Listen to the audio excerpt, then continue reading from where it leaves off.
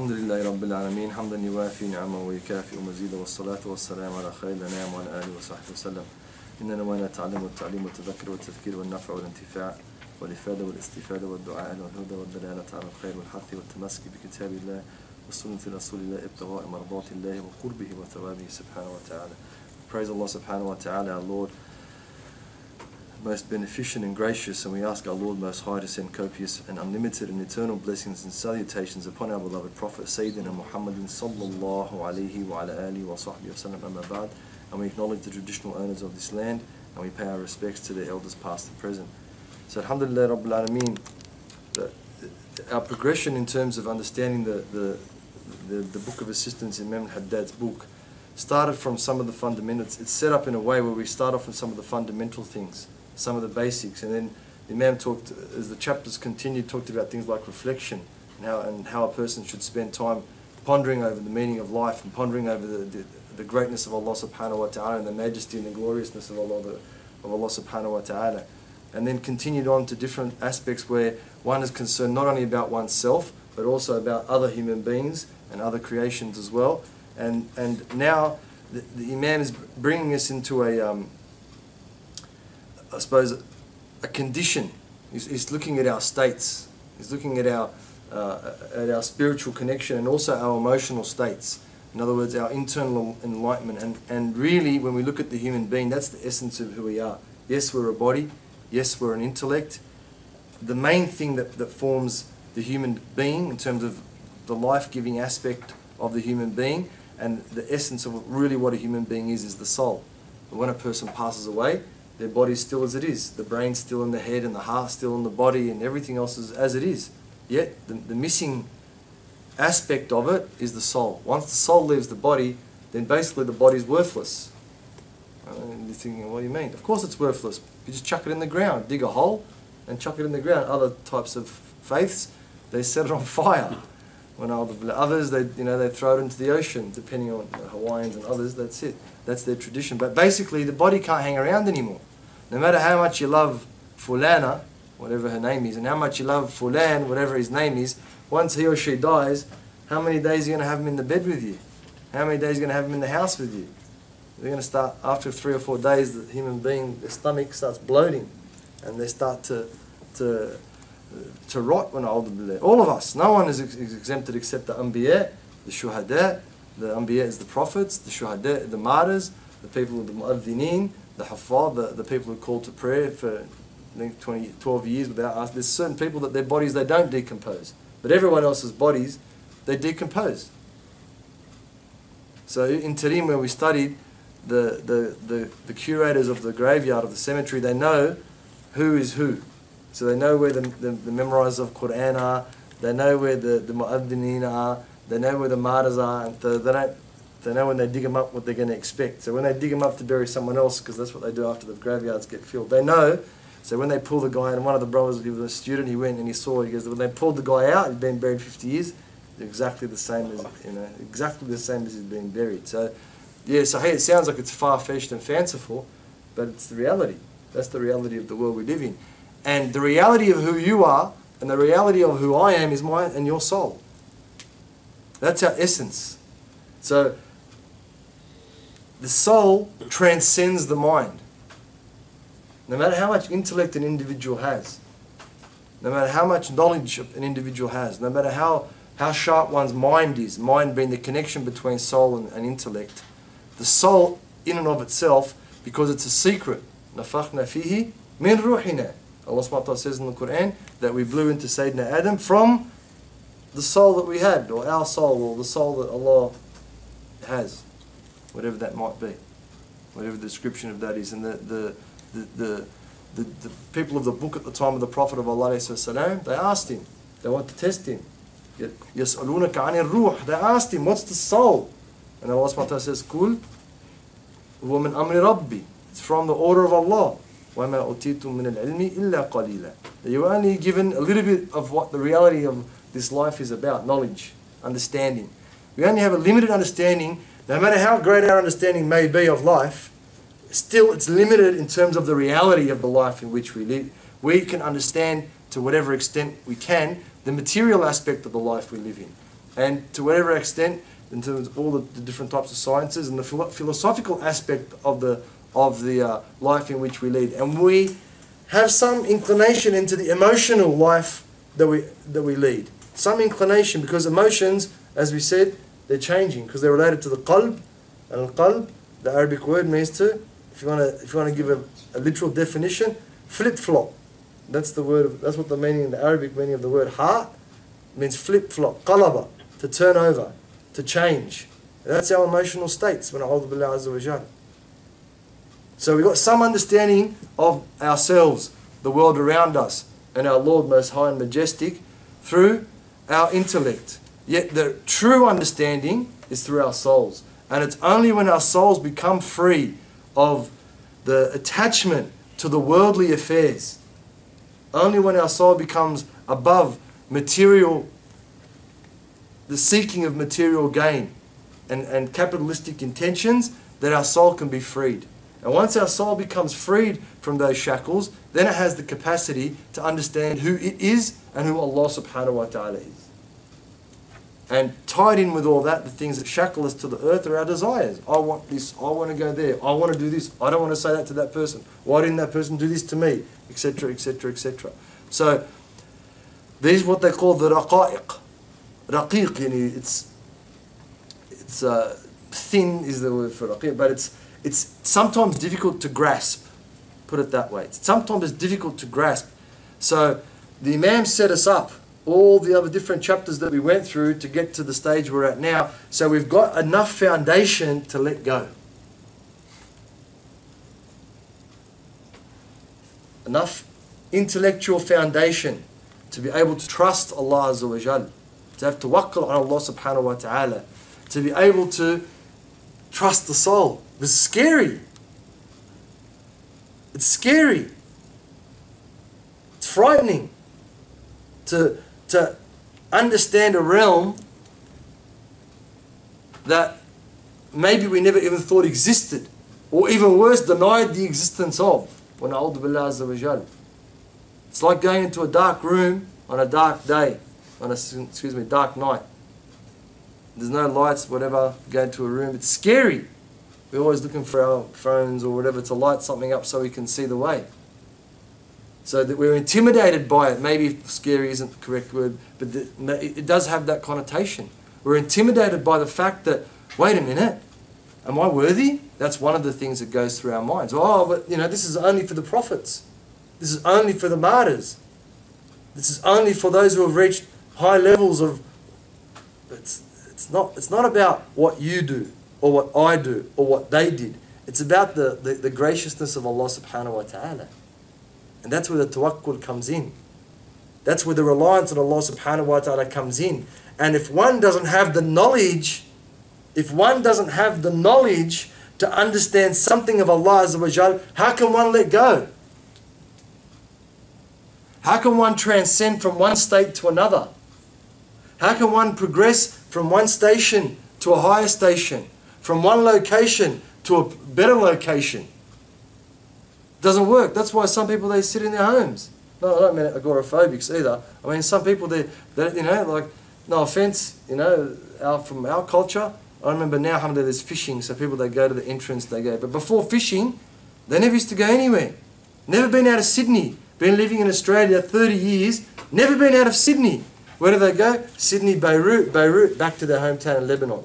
Hometown in Lebanon, Beirut, back to Sydney. That's it. Well, they're scared. They don't have language. Before the days of GPS, they don't know anyone in other areas. Why would they leave the area to... And I don't mean one or two, I mean many, many people. The other day I had a client, she's 40-ish, whatever, never been to the city on her own. Never been to jump in the train or bus or whatever and go to the Sydney CBD on her own. Never.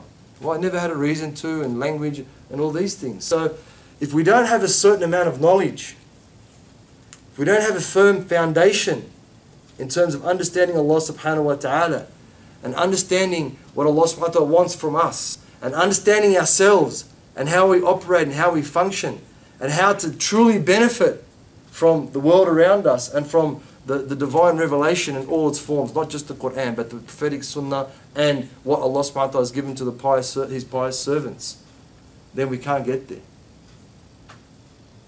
We become like those people that just Sydney, that's it, that's as much as they know. So this stage that the Imam's taking us to it's a stage of flight. It's a stage of progression.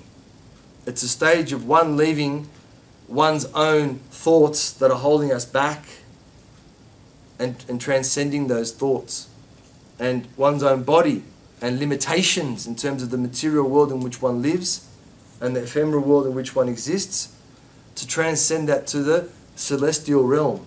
In other words, a realm that's far above and over these things. And one needs to focus. One needs to concentrate. And one needs to have a sincere commitment and firstly a sincere intention to please Allah Azza wa Jal and to understand one's life. And secondly, a sincere commitment that if Allah subhanahu wa ta'ala graces me in some way, then I've got to be able to live my life in accordance with that grace that Allah subhanahu wa ta'ala has given me.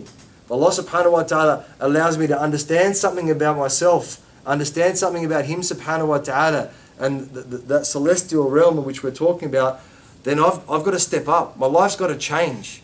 I can't stay the same as I was back when it was. When I was 9 and I used to play with cars in the sandbox, it was normal, or 6 or whatever, however old it was, maybe it was 6, not 9. When I was 6 playing with cars in the sandbox, or the sisters were 6 playing with dolls in the dollhouse or whatever, or vice versa, it was okay. But if you're 30 or 25 playing with dolls or on the sandbox, it's not okay anymore. There's something wrong there. And when Allah subhanahu wa ta'ala, inshallah we're not in that category, the individual whose spiritual progression over years, how many years have you been praying? How many years have you been reading Qur'an? How many years have you been making dhikr? How many years have you been eating halal? How many years have you been dressing appropriately? How many years have you been, and what's the result? What's the result? What have I understood about the universe? What have I understood about myself? What have I understood about my Creator, subhanahu wa ta'ala? Isn't it time? Isn't it time that I flew the coop? Isn't it time for me to leave the nest of my own fears, the nest of my own desires, the shackles of my own desires, the chains and the bonds of my own desires?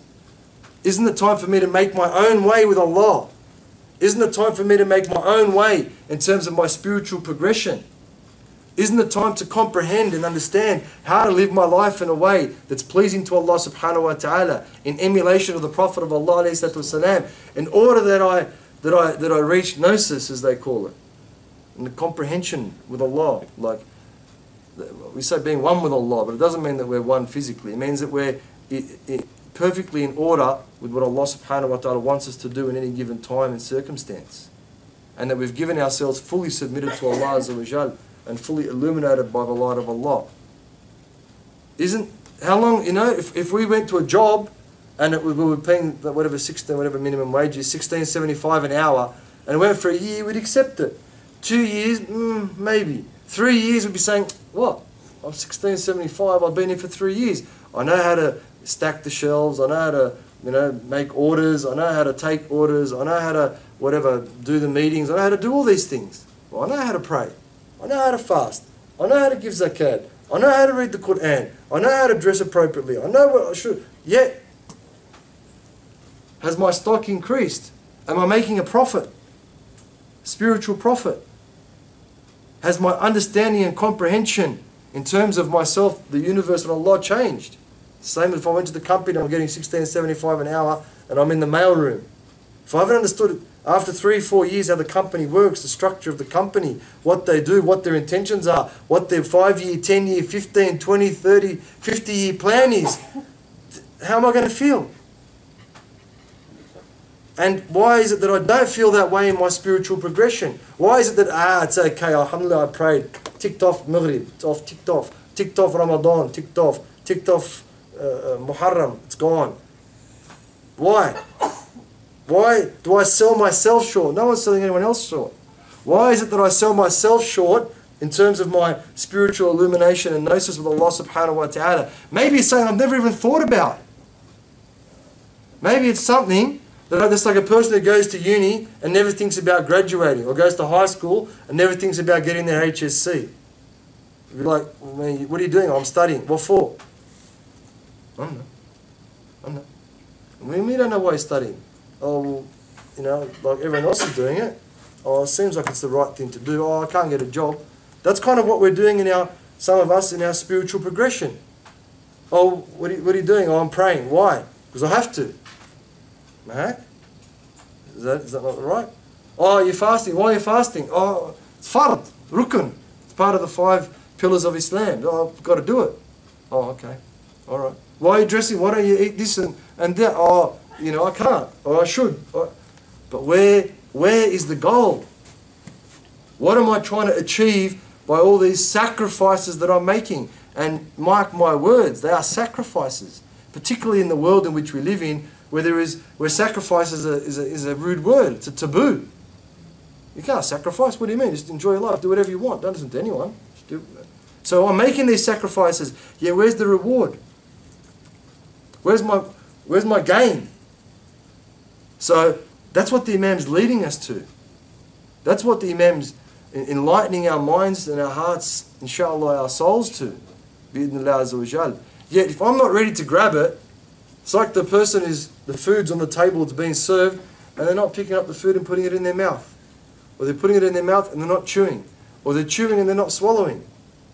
That's the state of many of the believers when a'udhu billahi azza wa jal. And we don't want to, that's fine to be in that state for a little bit. But how long? How long have I been in that state? How long do I tend to stay in that state?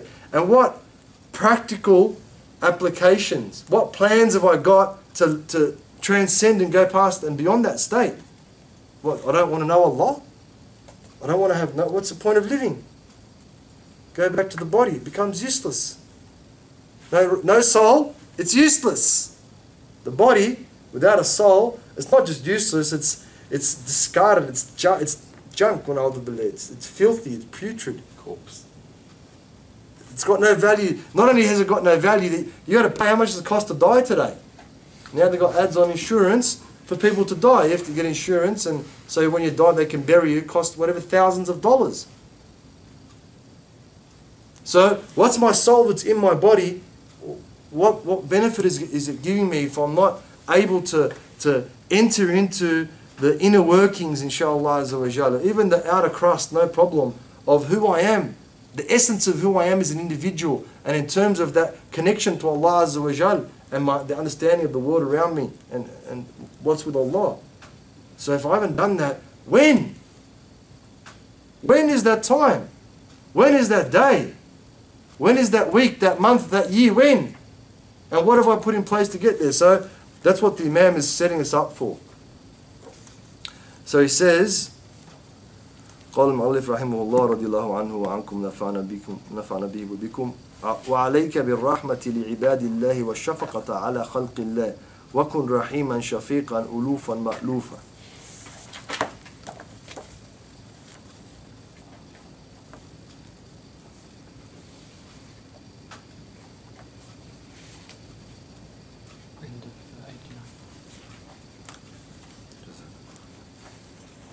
So at the end of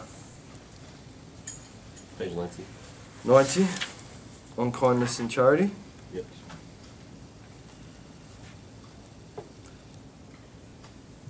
So right at the bottom of page 90, the last paragraph, be merciful to the servants of God and compassionate to his creatures, and be gentle and kind and engaging and of engaging manners and easy to approach. Well, that's not really what it says in the Arabic. He says, وَعَلَيْكَ بِالرَّحْمَةِ لِعِبَادِ اللَّهِ وَالشَّفَقَةَ عَلَى خَلْقِ اللَّهِ. So that's there. Be merciful to the servants of God and compassionate to his creatures. So that's all creation. All creation, all things created in terms of, in particular, those things that have souls, which is animals, beasts, creatures in that sense, human beings as well, of course. So that's part of our responsibility on this earth. So that the whole system of, you know, as we said, exponential growth in business and all these types of things, we don't believe in you know, raping the ecosystem to make $1. That's not part of our faith. Our faith is about, if you want to make money, but it's got to be sustainable, and it can't be damaging to other people. It can't be, in other words, you can't go there and, you know, set things on fire or whatever else, and other people suffer from the smoke, and then there's erosion in the land, and then that goes into the water system, and then people can't use the water to irrigate and whatever else. We're all responsible for the ecosystem in which we live, and that's part of our faith. That's part of our illumination. That's part of our spiritual awakening, if you like, or enlightenment. And be gentle and kind. وَكُنْ رَحِيمًا شَفِيقًا. So shafiqan means empathetic. Rahiman is merciful, compassionate. That's part of who we are, right? And then the other one is shafiqan, is to be empathetic. Someone's not feeling well, you should feel it. As the Prophet said, alayhi salatu wasalam, the ummah, the Muslims are like one body. Sallallahu ala Rasulillah. Allahumma salli wa sallam ala Sayyidina Muhammad. The Muslims are one body. If one part of it is aching or sore, the rest of the body feels it. That's how we need to be. And whether it's Muslims or non-Muslims, there's no difference in that. Of engaging matters. That's what he means by alufan ma'luf. Al-ilfa means like social in a sense, or be communal in a sense. So in other words, what's that saying to us? That's saying that ideology of me and individualism and the society, some of the things in our society is teaching us, we reject that. It's about communalism. Some of the times when we do matters, we have to, like in family law, we have to brief a barrister, and inevitably, mainly the barristers are Anglo these days. They've been the major race that's been involved in that, because generally their fathers and you know, their uncles and whatever else, you know, so it's a lot easier for them. And so then, you know, we have to draft an affidavit, and it says the aunties got involved, and the uncles got involved, and the neighbours got involved, and the elders got involved. And one time, one of the barristers, he asked me, he said, "Why does everyone get involved? Why don't they just mind their own business?" I said, that is their business. The business of, if the community is sound, then I'm sound. You understand what I mean? The community is righteous, what we spoke about and the Imam spoke about last week. If we live in a righteous community, then my chance of being righteous is increased as well. That's our communal obligation. That's our communal obligation. And we, unfortunately, in my view as Australians and Muslims, really we're well below the standard of Muslims. We might be doing all right on the standard of Australians, but on the standard of Islam, we're well below par. We should be giving the best of what we have to this nation and the people of this nation. First of all, the first peoples, indigenous people, and secondly, those who came afterwards in terms of migrants, including ourselves, and those who came after us, Afghans and Iraqis and the rest of it. How many people have we ever visited in Villawood? It's just here, detention centre. How many times have we even considered the refugees and the asylum seekers that have been locked up there for years with their kids and all these types of things? How many times have we thought about the indigenous people and been involved in anything that they've in terms of their recognition and NAIDOC Week and all the different things they have so that they can be recognised not only constitutionally but socially and politically? So they're the types of things that we have to consider. They're the types of things that illuminate us because it's outside our own comfort zone and certainly outside our own desires. واحذر أن تكون فظا غليظا أو فاحشا جافيا. He says, beware of being callous, coarse, obscene, or difficult to approach. Aloof, in other words. That's not from the qualities of the believers. And فظا غليظ لو كنت فظا غليظ القلب لانفضوا من حولك. Allah Azza wa Jalla tells the Prophet of Allah after Uhud, when he said to the archers, stay on the mountain top. It's just a little hill in Uhud there next to Medina. It's about 15, 20 kilometers out of Medina. He said, whatever happens, you see us win, you stay there. You see us lose, you stay there. And so what happened? They saw them winning, and not all of them, but most of them ran off the hill. And then Khalid ibn Walid, before he was Muslim, he came around the back and he started slaughtering, and 70 of the Sahaba died. and the most beloved uncle to the Prophet ﷺ, Asadullah Sayyidina Hamza, he was also one of the martyrs, and 70 other martyrs that happened in Uhud. And after that, when the Prophet said, he told him specifically, you see this wind, stay there. Excuse me, you see it's been routed, stay there. He had the right to say, oh, I told you to do that. But Allah subhanahu wa ta'ala says, don't be like that. Don't be callous. Don't be coarse. Don't be difficult. He said, what did he say? فَشَاوِرْهُمْ فِي الْأَمْرِ وَعَفْ عَنْهُمْ وَاغْفِرْ لَهُمْ وَشَاوِرْهُمْ فِي الْأَمْرِ. He said that, forgive them. And tajawuz means overlook their misgivings and misguidings and consult them in your affairs. That's the response. Consult them in your affairs. So when someone does the wrong thing by us, whatever they said they were going to do something they didn't see, what's our reaction? That person, that low life, that so-and-so, I've done so much for that person. Who does that person think they are? If without me they would have never this. And a'udhu billah. That's what? That's ephemeral. That's materialistic. They're the desires that keep us chained and shackled to the material and what they call the terrestrial realm. That's the earth. Things we can taste, see, smell in our five senses. But when we look at being compassionate and empathetic, that elevates us. That elevates our status, not physically, but spiritually. That gives us into a different realm. So sometimes you have that fight in between you, between yourself, yani. It's the good, the angel on the right and the devil on the left saying, no, don't worry about that person. But what are you going to do? How are you going to respond? Your response determines who you are. Not only character-wise, which is a major thing in our faith, probably the most major thing, but also spiritually. It's to determine your spiritual progression to Allah and your gnosis with Allah subhanahu wa ta'ala, your understanding of the cosmos and Him and yourself. Follow your deep desires. In other words, the things you just, I want to do it. Stay shackled. Stay chained to the earth rather than being elevated above it. Fahishan as well. Jaffan, which is not mentioned here. Fahishan, in other words, don't be vulgar. Swearing, spitting, someone picking their nose or in the ear, or the Arab style, everything they find, they stick it in their ear. Keys and whatever else, Don't be like that. Don't be vulgar. Don't talk about vulgar things. So that means standing in the street, your eyes should be under control. Your mouth should be, and your tongue should be under control in all circumstances. Again, it's determinative of spiritual state. Jaffan, and that's difficult to approach. He said, قال رسول الله صلى الله عليه وآله وصحبه وسلم صلوا على رسول الله إنما يرحم الله من عباده الرحماء ومن لا يرحم لا يرحم وقال عليه الصلاة والسلام المؤمن ألوف مألوف ولا خير في من لا يألف ولا يؤلف. So he says that the Prophet has said, alayhi salatu wasalam, may the blessings and peace be upon him, God is only merciful to those of His servants who are merciful. Those who show no mercy are shown no mercy.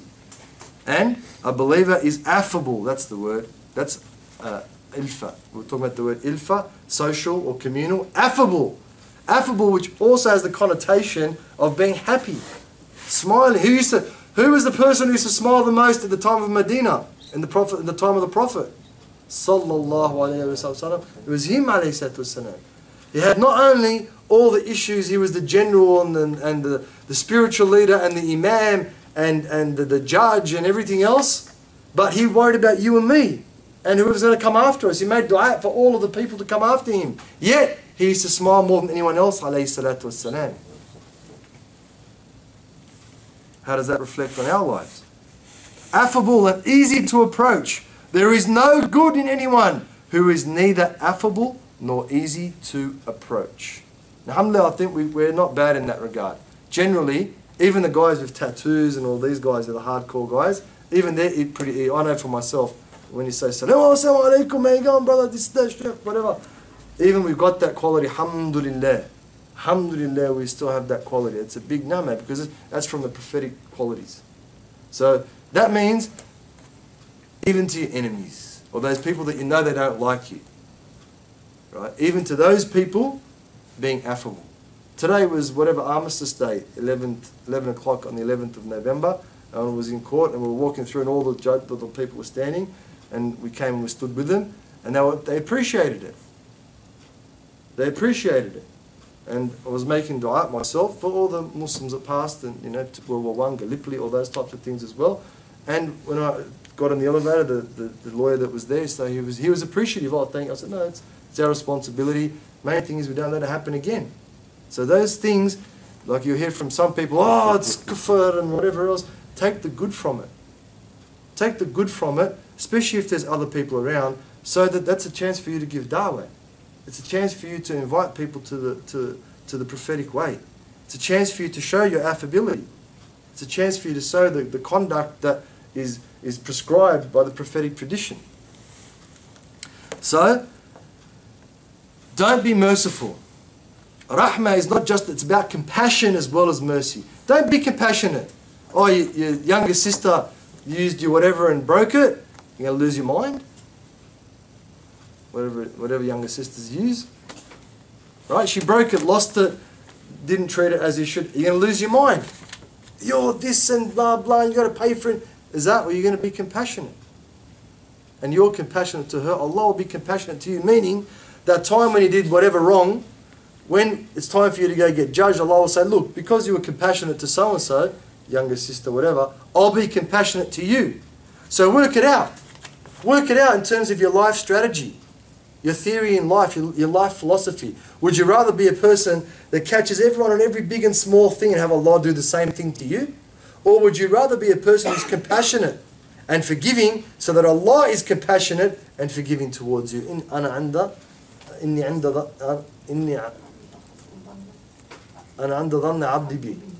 Right? I am in accordance to the way my servant thinks of me. So, be hardcore, Allah will be hardcore to you. Be compassionate. Be merciful, forgiving. Allah will be the same to you. It's life philosophy. So, one's got to make a decision in terms of that. If that's how you're going to be, well, how's that going to reflect on your spiritual state? Unfortunately, these Muslims with the scolds walking around, they want to, everything's haram and everyone's going to Jahannam. Why? Why? It's not your job. Lasta alayhim bimusaytir. You're not the one who's the overseer of their affairs. That's not you. That's not you. And you don't make any judgment on the day of judgment. You get judged. So what are you worried for? What are you worried for? Make dua. If you're really, really concerned about them, cry. Sayyidina Umar, the tough guy that we know from the Ummah, right? Big and strong and no one can mess with him. He had 2 black marks on his cheeks. Where do you think they were from? War? You know, they put black marks like that to go to war. I think that's what it's from? From his crying in the night. The tough guy is crying in the night. When was the last time any one of us cried in front of Allah Azza wa Jal on our own? And that's one of the people who will be under the shade of the Arsh of Allah, the throne of Allah on the Day of Judgment, is the one who cries min khashyatillah, of consciousness of Allah. It doesn't come through just here. It doesn't come through here. It comes through one's spiritual state. The one who's secluded and cries from khashyatillah, consciousness of Allah, will be shaded under Allah's throne on that day. When was the last time you or I were in that state? So, make a decision. What's your life philosophy? You're going to be hardcore on everyone? I'm the boss, I'm the eldest in this house, nothing happens, I'm the father, I'm the husband, I'm whatever. Or is it going to be something else? So he goes on to say, وَعَلَيْكَ بِتَعْلِيمِ الْجَاهِلِينَ وَإِرْشَادِ الضَّالِّينَ وَتَذْكِيرِ الْغَافِلِينَ. He says, teach the ignorant. Look, this is the prophetic way. Teach the ignorant. And not just about the deen. Someone's in the train and they got their feet up on the seats.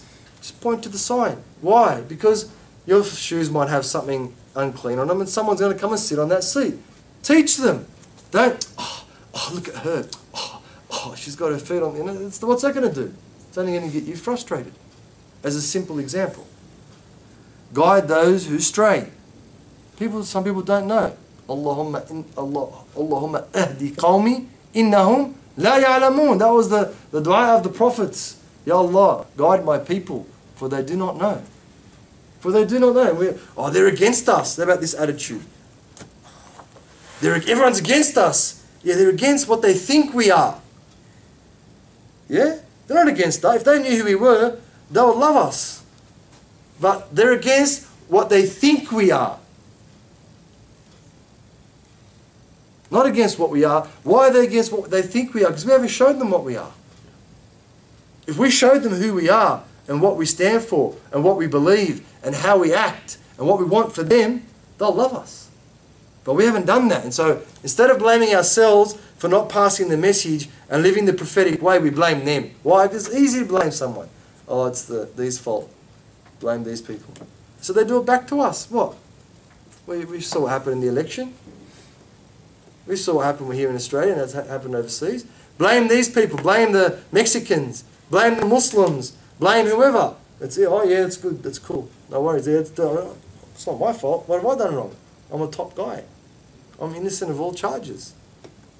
So that's what we're doing. That's not the prophetic way. Let them blame us. That's all right. So they should blame us, to be quite frank. So they should. We are khulafa Allah ala al-ard.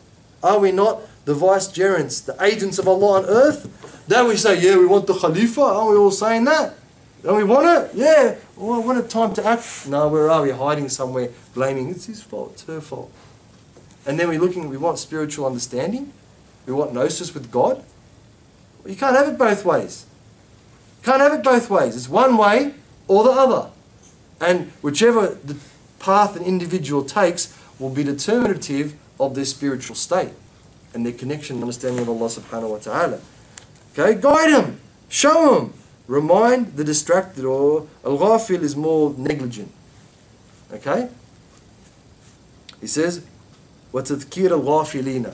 It is distracted, but distracted is a very, very strong word. So the neglectful, ghafala, they didn't pay attention, I suppose it's distracted as well, didn't pay attention to their responsibility. That's the Muslims more so than anybody else.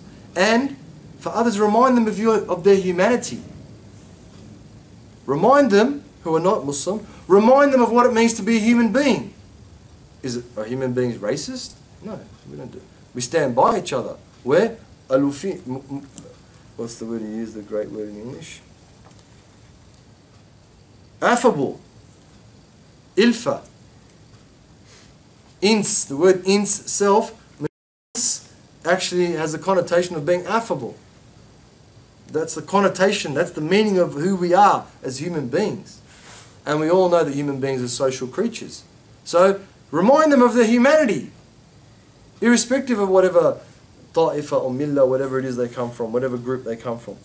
وَاحْذُرْ أَن تَدَعْ ذَلِكَ قَائِلًا إِنَّمَا يُعَلِّمْ وَيُذَكِّرْ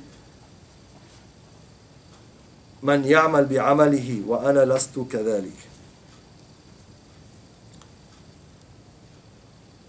And be aware of neglecting any of these things by saying, only those who possess knowledge and do practice it can teach and remind, and I am not one of them. And he goes on, أو إني لست بأهل الإرشاد لأنه من أخلاق الأكابر وهذا كله تلبيس من الشيطان.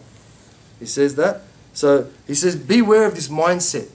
Be aware of this mindset. It's a defeatist, victim attitude. It's a defeatist mentality. Lost before I've even started.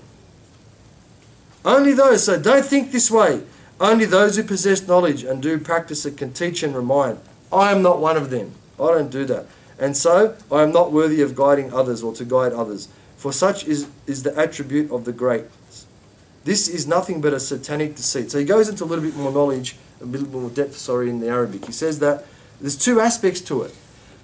Don't say that I'm of those people that don't practice what they preach, so I can't be a guidance to others.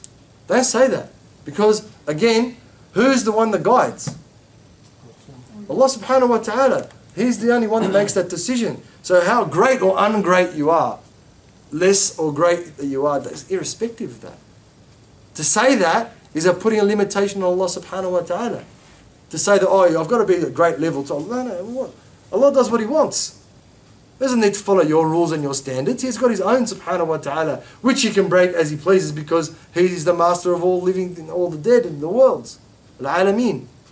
Rabbul Alameen, owner, the sovereign. No one can enter and decide what to do in His realm. So don't you do it.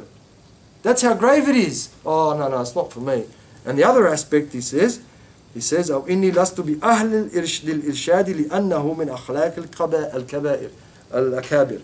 He says that, don't say that I don't have the capacity, the spiritual state, the conduct, the character, the disposition to guide others, because that's only for the level of the awliya and the top of the range, you know, the Habib and all these top people. Don't say that. Don't sell Allah short. Not selling yourself short. Don't sell Allah short. And he says, all of this is talbis min ash-shaytan. The word he uses is deceit. Talbis is a covering. Right? So it's just a real thin veil. That's the difference between reaching Allah and being chained to this world. It's just thin. Mulabbas talbis. It's just covered. It's just clothed. Take off the clothes and there it is. It's not that big. It's not this huge thing that we're making it out to be, because we are our own worst enemies. The thoughts that we have, the philosophies that we have, the practices that we have in life, that's actually what's stopping us from getting to Allah, not Allah. Allah's not stopping us.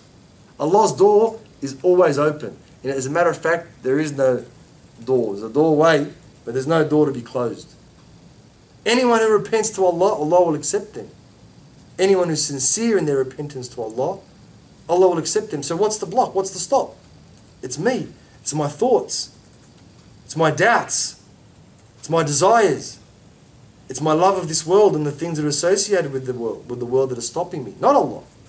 Not my status with Allah. فإن التعليم والتذكير من جملة العمل بالعلم.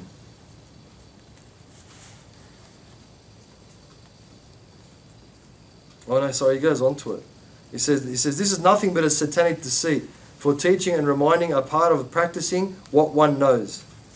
والأكابر ما صاروا أكابر إلا بفضل الله والعمل بطاعته وإرشادهم عباد الله إلى سبيل الله.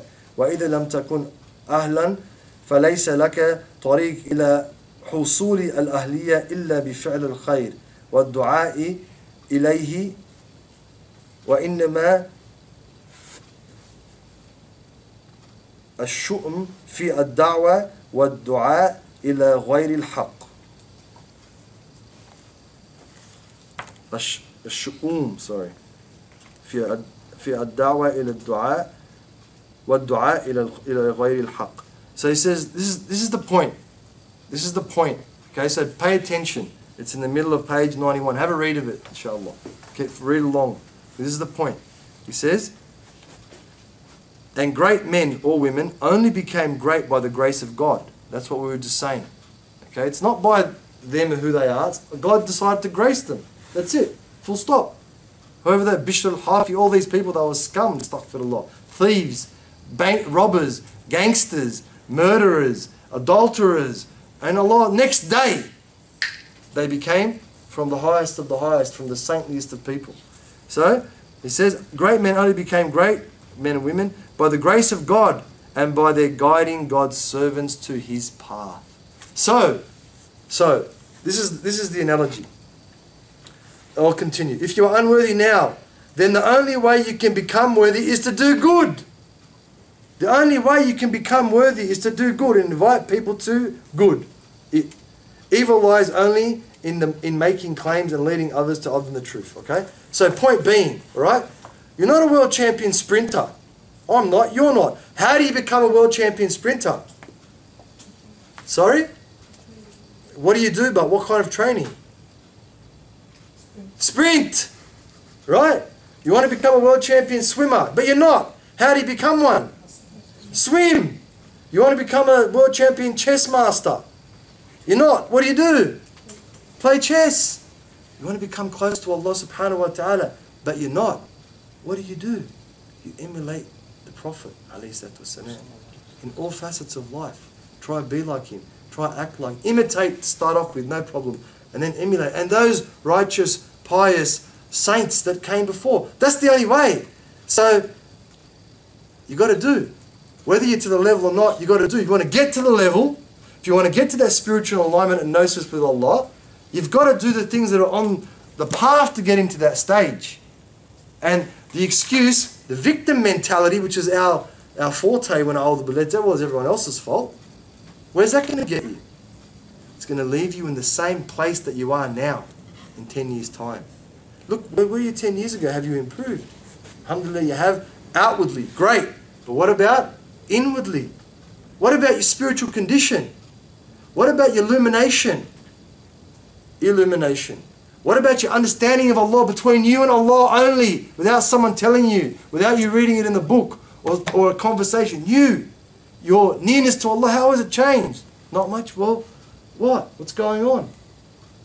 Do the things and keep the heart connected on Allah. Keep the intentions rolling towards Allah subhanahu wa ta'ala to reach that gnosis, inshaAllah. Wa sallallahu ala sayyidina Muhammadin wa ala alihi wa sahbihi. Any questions about any of these things?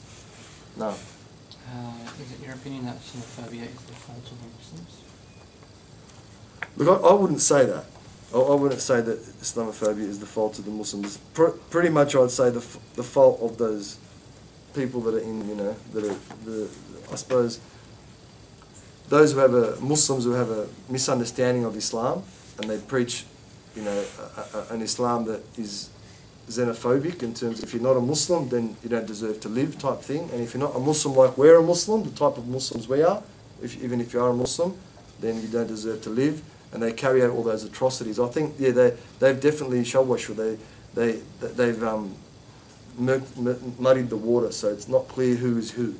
And so, people call it radical Islam or Islamist or whatever you want to call it. So those definitely have an effect. But certainly there are people who are using these individuals and that ideology, non-Muslims, to their own gain. And when we look at the whole picture, there's no doubt that we've got an enemy out there. The enemy is Shaitan. Satan is our enemy. He's our avowed enemy. Aduwwun mubin. He's made a vow to Allah, a promise to Allah that I'm going to get them all stuffed up. I'm going to stuff them all up. I'm going to send them all to the hellfire. And just like Allah, as we said, has His helpers, so does Shaitan. There's not a gathering on earth that people get together to try and spread discord and bloodshed that Shaitan doesn't attend. And whether that's directly at the Muslims or in general at humanity, that's his job. So he's our enemy, there's no doubt. There's no doubt. So the cause is, the essence of that is that. But what I'm saying is that irrespective of where the cause comes from, we can't expect the cause to, whatever it might be, to lay off us, so to speak, until we are active in that. Until we actively, first and foremost, understand our faith, understand Allah, and emulate the Prophet of Allah.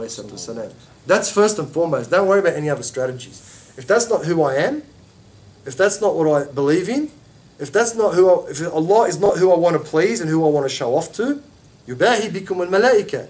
Allah, he says to the angels, look at my servants. So we should show off to Allah, not to people. Ya Allah, look, I'm doing it. Ya Allah, you gave me tawfiq. Ya Allah, this is what you're happy with. Are you happy with me? Ya Allah, I'm happy with you. If we're not doing that to start off with, and the prophetic way of life isn't the way of life it's a burning desire inside of us to attain and to accomplish and to emulate, then don't worry about anything else.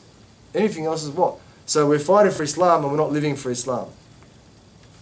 We don't live it. That doesn't make any sense at all. So that's the first and foremost. Then organised politics, organised economics. Like, for example, if one Muslim country, right, Malaysia's got something, but if one strong Muslim country or a group of Muslim countries got together and said, we're going to do proper Islamic finance, and we're going to lend Islamically, and we're going to do insurance Islamically, you're trying to tell me that the rest of the world wouldn't come and do their insurance with them? It's a fair system. It's not a system where whoever has money makes more money. It's not like that. It's a system where money is for communal benefit. And it's used according to profit and loss. It's fair. You profit, everyone profits. You lose, everyone loses. You're trying to tell me that's not the case? You're trying to tell me. One time we went to the dry cleaner in the offices where we work. Had a photo of him. He's wearing the agal, that red and white kafia with the black, the aqal, and he's wearing a big white thawb, whatever dress, and his wife's wearing black and she's got her eyes covered. I said, I didn't know you were Muslim. He goes, no, I'm not Muslim. I said, why you got that photo? He said, we went to Abu Dhabi or Dubai or somewhere, and we were in a group, the Asian Chinese. He goes, we're in a group of like 50 or 60 people, and we all put our passports and our money together in a bag, and the manager, he forgot it as he was packing things up in the bus and getting everyone organised. He left the money, like, you know, almost hundreds of thousands of dollars, and the passports just there in the hotel. And they were driving out to the dunes, and then when they got there, the guy looked around, he couldn't find it, he said, let's go back. And the bus driver goes, no, there's no need to go back. When you go back, you'll find it in the same spot. And then when they went back, they found the bag, no one had touched it, people walking around it, everything. They left it in the same spot. And he said, I back the fact that in an Islamic society, that if someone is stealing and they don't need to steal to survive, and they've been found guilty of stealing over a certain amount, that they should have their hand chopped off. That's what he was saying. That's what he was saying, because he said that's just. That way, people are safe. It's a deterrent. That's what he said. So, you're trying to tell me that if we had an Islamic society somewhere, that people wouldn't flock to it? A proper Islamic society. Of course they would. But we don't. So, where's our example? People don't want to read our books. They want to say, show me. Where are you? Where are these people you talk about? Where is this way of life that you speak of? I want to see it. Can we blame someone else now that that's the case? How can we blame them? They've only taken from our misgivings and misguidings and our failure, so to speak, and they've magnified it, yes, and they've painted us with all the same brush. That's wrong, no doubt about that. The essence, though, is our problem that we're not that way. Any other questions? No? Alhamdulillah Rabbil Alamin, wassalatu wassalamu ala rasulillah wa ala alihi wa sahbihi. الوفاء يا أرحم الراحمين بالحياة وبعد الممات نسألك يا أرحم الراحمين أن تثبت قلوبنا على لا إله إلا الله وأن تنور قلوبنا بلا إله إلا الله. نسألك يا أرحم الراحمين أن تجعلنا متبعين لسيد الأنبياء والمرسلين سيدنا محمد عليه أفضل الصلاة وأزكى التسليم. نسألك يا أرحم الراحمين أن تذلنا تحت ذلك يوم لا ذل إلا ذلك يا أرحم الراحمين. نسألك يا أرحم الراحمين أن تثبت أقدامنا على الصراط المستقيم. نسألك يا أرحم الراحمين أن تبعد عنا الفتن والمحن. نسألك يا أرحم الراحمين أن ترد المسلمين إلى دينك ردا جميلا. نسألك يا أرحم الراحمين أن تجعلنا من الذين يتقربون إليك بك ويتوجهون إليك بك ويمشون على صراط نبيك عليه الصلاة والسلام. نسألك يا أرحم الراحمين أن تبارك في هذا المجلس وأن تعلمنا ما جهلنا يا أرحم الراحمين وما نسينا. ونسألك يا أرحم الراحمين أن ترفع درجات مشايخنا وتعيد عليهم بركاتهم وأنوارهم وأسرارهم ونفحاتهم يا أرحم الراحمين. Allah, ask us to forgive us and forgive our sins and elevate our status in this life and the next. Ya Allah, we ask you to make us of the people, Ya Allah, the work in this life to reach and attain gnosis of you in this life, Ya Allah, and in the next life, Ya Allah, because this life is a reflection of the next life. Ya Allah, we ask you to make us of those people that call to you in the way that you appreciate. We ask you to make us of those people that are affable, Ya Allah, and smile in all circumstances and help and assist others, Ya Allah. We ask you, Ya Arhamar Rahimeen, to make us truly the people of La ilaha illallah Muhammad Rasulullah. Ya Allah, we ask you to bless this gathering and bless those that attend this gathering and had the intention to attend this gathering, and those who are responsible for facilitating this gathering. Ya Allah, we ask you to make us truly the people of knowledge, Ya Allah, and those who not only have the knowledge but practice the knowledge which they have, and they also propagate that knowledge, Ya Allah. We ask us to accept us with all our misgivings and our misguidings, Ya Allah. We ask you to elevate the status of the Muslims and the non-Muslims so they can understand you, Ya Allah, and they can be guided to you through us, Ya Allah. بخير ولطف وعافية وإلى حضرة النبي بالسر الفاتحة.